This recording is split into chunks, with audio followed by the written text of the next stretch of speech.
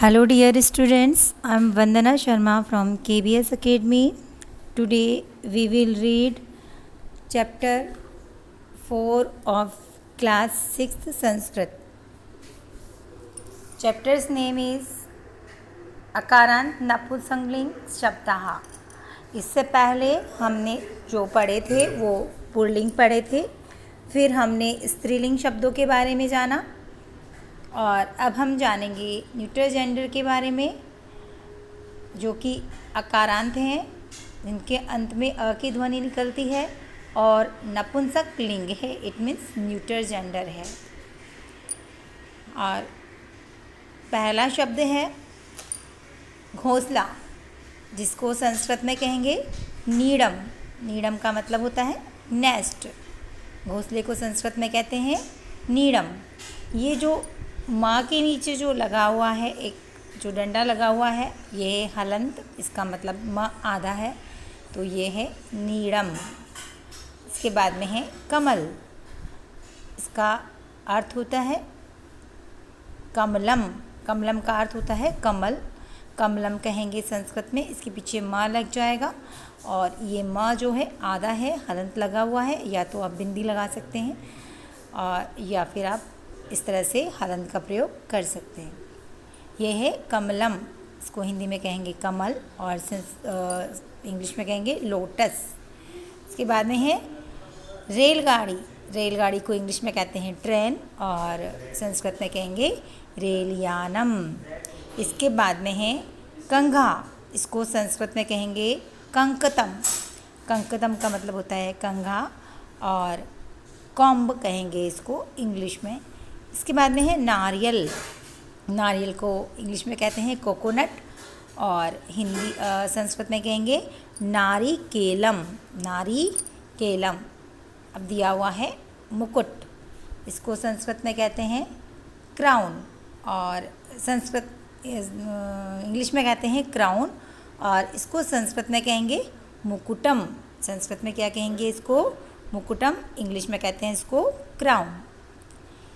इसके बाद में दिया गया है कंप्यूटर। आप सभी जानते हैं कंप्यूटर को, और इसको कहते हैं संस्कृत में संगणकम, यानी जो गिनती कर दे। जो गिनती करने वाला यंत्र है वो है संगणकम। तो इसको इंग्लिश में भी कंप्यूटर कहेंगे, हिंदी में भी कंप्यूटर कहेंगे, लेकिन इसको संस्कृत में कहेंगे संगणकम। इसके बाद में दिया हुआ है पत्ता। पत्ते को इंग्लिश में कहते हैं leaf, you knows very well, और इसको संस्कृत में कहेंगे पत्रम। अब है पंखा, फैन। फैन को संस्कृत में कहेंगे विद्युत व्यजनम। व्यजनम जो होता है पंखी, हाथ से हिलाने वाली, हाथ से जो हम पंखा करते हैं उसको व्यजनम कहते हैं, हाथ वाले पंखे को। और जो बिजली से चलने वाला पंखा होगा उसके लिए होगा विद्युत व्यजनम, यानी बिजली से चलने वाला पंखा। इसके बाद में दिया हुआ है टीवी, यानी कि टेलीविज़न। तो टेलीविज़न यानी दूरदर्शन, और इसको संस्कृत में कहेंगे दूरदर्शनम। फिर दिया हुआ है दरवाज़ा, इसको संस्कृत में कहेंगे द्वारम और इंग्लिश में कहेंगे इसको डोर। अब है क्रीडनकम, यानी खिलौना। क्रीडनकम संस्कृत में कहेंगे खिलौने को क्रीडनकम, यानी खिलौना, और इंग्लिश में इसको कहेंगे टॉय। इस तरह से ये जो शब्द हैं ये संस्कृत शब्द दिए गए हैं।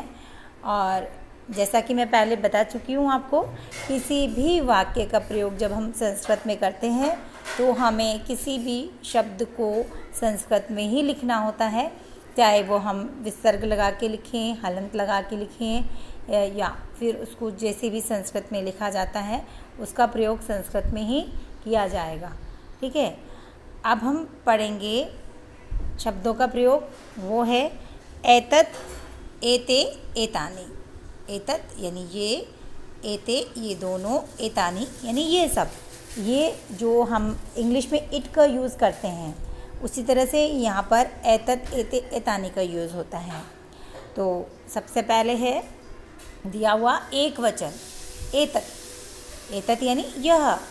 एतत् किम् अस्ति, यह क्या है? एतत् किम अस्ति? किम यानी क्या, अस्ति यानी है। यह क्या है? एतत् नारिकेलम अस्ति। यह नारियल है। किम एतत् सेबम अस्ति? क्या यह सेब है? नहीं, बिल्कुल नहीं। एतत् सेबम न अस्ति। यह सेब नहीं है। एतत् तु नारिकेलम अस्ति। यह तो नारियल है। इसके बाद में दिया हुआ है द्विवचन ड्यूअल नंबर। एति किस्तः, ये क्या है? ये दोनों क्या है? एति किस्तः, यहाँ पर ये दोनों क्या है?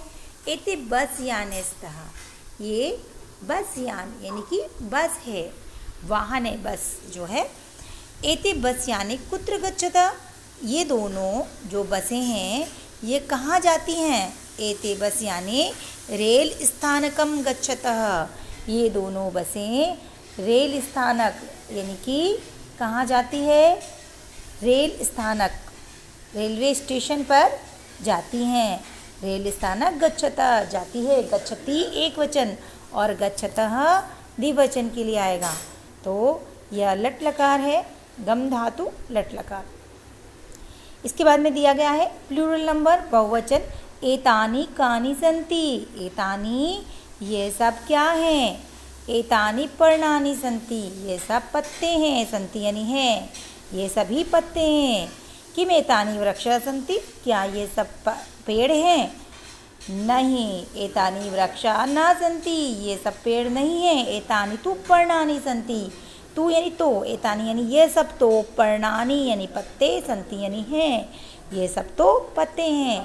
तो ये हमने पढ़ा एतत् एते एतानि, ये दोनों ये सब। अब हम पढ़ेंगे तत् ते तानि। तत् यानी ये, ते यानी वे दोनों, और तानि यानी वे सब। अब है तत् किम अस्ति, यह क्या है? तत् विश्राम गृहम अस्ति, यह विश्राम गृह, रेस्ट हाउस, जहाँ पर हम क्या करते हैं? विश्राम करते हैं। तो यह विश्राम गृह है। किम तत्र भित्तिकम अस्ति, क्या यह दीवारें हैं? क्या किम तत्र भित्तिकम अस्ति, क्या वहाँ दीवारें हैं? भित्तिकम, भित्ति यानी दीवार, तो क्या वहाँ दीवारें हैं? नहीं, बिल्कुल नहीं। तत्र भित्तिकम न अस्ति, वहाँ दीवारें नहीं हैं। भित्तिकम नहीं है, भित्तियाँ नहीं है, दीवारें नहीं है। द्विवचन ड्यूअल नंबर। ते के स्तः, ते के स्तः, वे दोनों क्या हैं? दूर के लिए वे दोनों क्या हैं? ते पुस्तकस्तः, वे दोनों पुस्तकें हैं। किम ते फले स्तः, क्या वे दोनों फल हैं? नहीं, ते तु पुस्तकस्तः, वे दोनों तो पुस्तकें हैं। अब हम यूज़ करेंगे बहुवचन का प्लूरल नंबर।